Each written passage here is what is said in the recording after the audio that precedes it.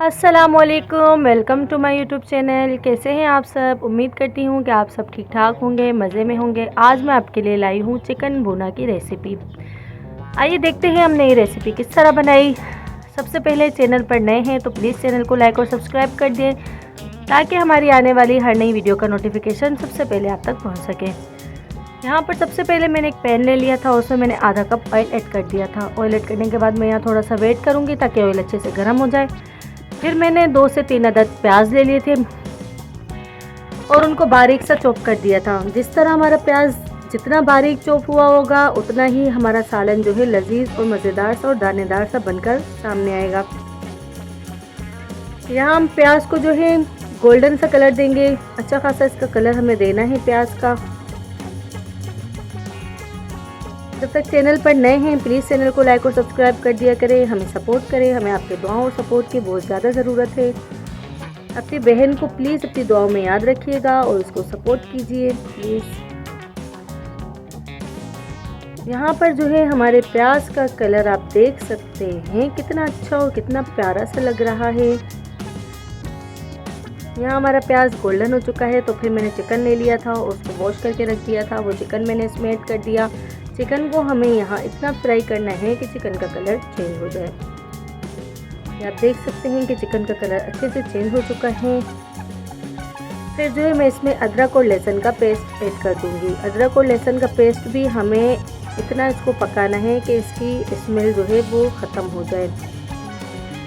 जितना हम सालन को भूनेंगे उतना ही सालन जो है लजीज और मज़ेदार सा होगा, तो भुनाई जारी रखें। इसके बाद मैंने यहाँ पर कुछ मसाले ले लिए थे, जिसमें से आधा चम्मच हल्दी, 1 चम्मच धनिया पाउडर, 1 चम्मच लाल मिर्च पाउडर और थोड़ा सा मैंने मिक्स मसाला ले लिया था, वो मैंने इसमें ऐड कर दिया। थोड़ा सा गरम मसाला मैंने ऐड कर दिया था। वो सब मैंने इसमें मिक्स कर दिए और इसको मैं जो है भून लूँगी ताकि तमाम मसाले मिक्स हो जाएं। और मैंने इसमें 1 चम्मच नमक ऐड किया था। आप अपने जायके के मुताबिक नमक ऐड कर सकते हैं। यहाँ मैंने 2 से 3 अदद जो है टमाटर ले लिए थे और उनको मैंने ग्राइंड करके वो भी इसमें ऐड कर दिए। टमाटर आप चॉप करके भी डाल सकते हैं, स्लाइसेस में भी डाल सकते हैं, जिस तरह आप चाहें, लेकिन मुझे जो है आसानी लगी तो मैंने इस तरह जो है ग्राइंड करके टमाटर इसमें ऐड कर दिए। टमाटर ऐड करने के बाद उसको भी मैंने मिक्स कर लिया और जो है अब मैं यहाँ पर थोड़ा सा पानी ऐड करूँगी क्योंकि हमारा चिकन जो है वो अभी तक पका नहीं है। हमने सिर्फ इसको ऑयल में फ्राई किया था, तो पकाने के लिए चिकन जो है हमें इसमें थोड़ा सा पानी ऐड करना पड़ेगा। तो मैंने इसमें 1 कप जितना पानी ऐड कर दिया।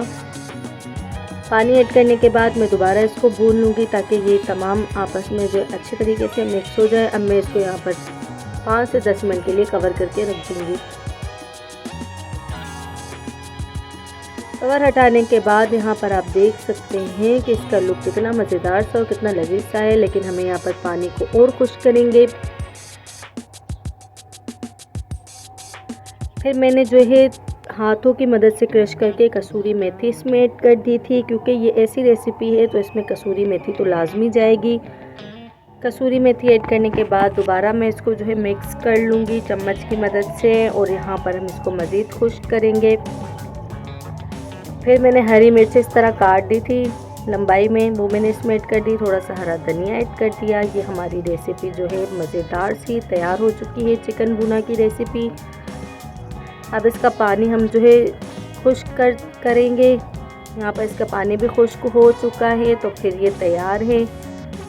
आप देख सकते हैं कि इसका लुक कितना मज़ेदार सा है, कितना लजीज सा आया है और बिल्कुल ही आसान सी रेसिपी है। इसमें कोई एहतमाम नहीं करना।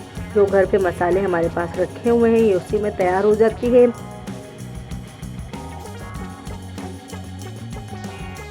उम्मीद करती हूँ कि आपको ये रेसिपी बहुत ज़्यादा अच्छी लगेगी। अब मैं इसको एक प्लेट में सर्व कर दूँगी। अब इसका आप लुक चेक कीजिए, कितनी मज़ेदार सी, कितनी दानेदार सी लग रही है रेसिपी। उम्मीद करती हूँ कि आपको ये रेसिपी बहुत ज़्यादा अच्छी लगेगी। अपना और अपने घर वालों का ख्याल रखिएगा। मिलते हैं अगली वीडियो में। अल्लाह हाफिज़।